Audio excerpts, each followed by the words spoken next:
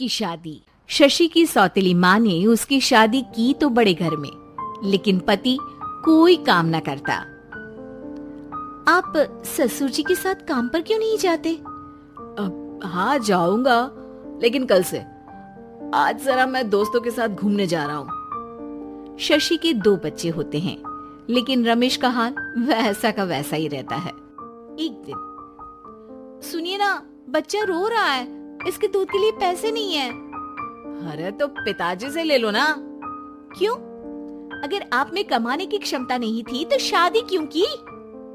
तभी घर आई बड़ी ननद बोल पड़ती है, आहा, तुम्हारी माँ को साफ साफ कह दिया था कि लड़का ना कमाता है ना कभी कमाएगा। हम 4 बहनें हैं इसका ख्याल रखने के लिए, और पिताजी का इतना सारा पैसा, तुम्हें किस चीज की कमी रखी है? लेकिन थोड़े ही सालों में तकदीर बदल जाती है। शशि का ससुराल गरीब हो जाता है। सब बिकने के बाद शशि अपने पति, बच्चे और सास के साथ किराए के मकान में आ जाती है। मैं कोई नौकरी करना चाहती हूँ दीदी। अरे इतने बड़े घर की बहू थी शशि, तुम नौकरी करोगी? नहीं नहीं नहीं नहीं। नहीं करूंगी तो घर कैसे चलेगा? बच्चों को भी तो पालना है ना। तभी शशि का भाई आ जाता है। शशि, ये ले राशन का सामान, किसी भी तरह की कोई भी जरूरत हो तो बताना। भाई, अब मैं नौकरी करूंगी। देख बहन, वैसे तो मैं तेरे साथ हूँ, लेकिन हाँ, मैं ये भी चाहता हूँ कि तू अपने पैरों पर खड़ी हो जा। शशि को एक प्ले स्कूल में छोटे बच्चों को संभालने की नौकरी मिल जाती है। एक दिन, शशि, मेरे स्कूल को अब तुम संभाल लो, मैं कुछ दिनों के लिए अपने बेटे के पास जा रही हूँ। लेकिन प्ले स्कूल अकेले मैंने कभी नहीं संभाला है। अब ये सब मैं नहीं जानती। इतने महीनों में तूने जो देखा, बस पूरे आत्मविश्वास के साथ उसे करना। शशि नीलम के जाने के बाद पूरे 1 महीने उसका स्कूल अकेले संभालती है, और फिर एक दिन आता है जब वो अपना खुद का स्कूल भी खोल लेती है। वाह शशि, तुमने आज मेरा सर गर्व से ऊंचा कर दिया। तुम्हारा यही आत्मविश्वास तुम्हें बहुत आगे ले जाएगा।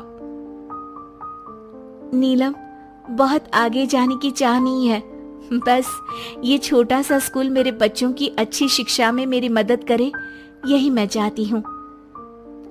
शशि थोड़े थोड़े पैसों से ही अपना परिवार पाल रही थी। एक दिन उसके घर उसकी बड़ी ननद आती है। अरे भाभी, घर में कूलर तो लगा लेती, मेरी माँ को कैसे पंखे में लिटा रखा है? अरे तो शशि कौन सा एसी लगा कर सो रही है? वो भी तो यहीं रहती है ना मेरे पास। ज्यादा यहाँ आकर मेरी बहू को परेशान न किया करो।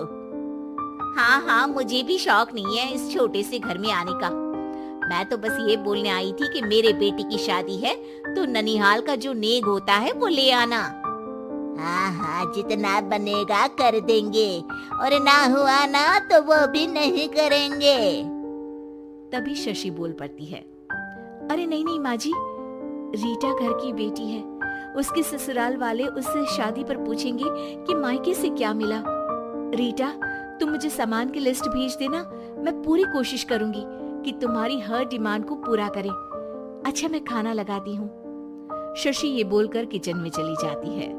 धीरे धीरे कर शशि किसी न किसी तरह अपनी सारी ननदों की डिमांड भी पूरी करती, बच्चों की ख्वाहिशें भी, और उनकी पढ़ाई के लिए पैसे जोड़ती। एक दिन जब शशि का बेटा 12वीं पास करके आता है, माँ, अब तुझे काम करने की जरूरत नहीं है, मैं अब कोई ना कोई नौकरी करके पढ़ाई भी साथ कर लिया करूंगा। शशि को लगता है कि बेटा और आगे पढ़ाई करे, लेकिन वक्त की मार के कारण वो बेटे को काम के लिए हाँ कर देती है। अब बेटा एक बैंक में चपरासी बन जाता है।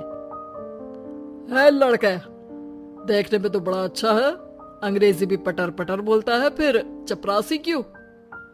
लड़का सारी बात मैनेजर को बता देता है।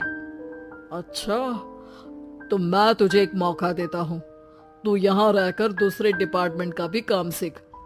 अगर तू किसी एक का भी काम अच्छे से सीख गया तो मैं तुझे यहाँ टेबल चेयर में बैठने वाली नौकरी दे दूंगा। लेकिन एक दिन शशि की ननद उसे फोन करती है। अरे भाभी, देखो मायका तो मेरा तुम लोगों से ही है। मैंने आपके बेटे और मेरे भतीजे प्रदीप के लिए यहाँ एक नौकरी देखी है, पूरे 5,000 मिलेंगे। वैसे करता ही क्या है, चपरासी ही तो है ना। कोई बात नहीं रीटा, मैं उसे इस शहर के बाहर नहीं भेजना चाहती हूँ। बाकी वो शाम को आएगा तो मैं पूछ लेती हूँ। वहीं प्रदीप मैनेजर की बात से खुश हो जाता है और मैनेजर के काम पर ही नजर रखने लगता है। वो उनकी तरह के पेपर पढ़ता, काम करता और आने वाले लोगों की बातें सुनता। एक दिन बैंक में ऑडिट वाले आते हैं। ये गलत है, पूरी बैलेंस शीट नहीं मिल रही है, कहीं ना कहीं गड़बड़ है। ए मैनेजर, क्या करते हो?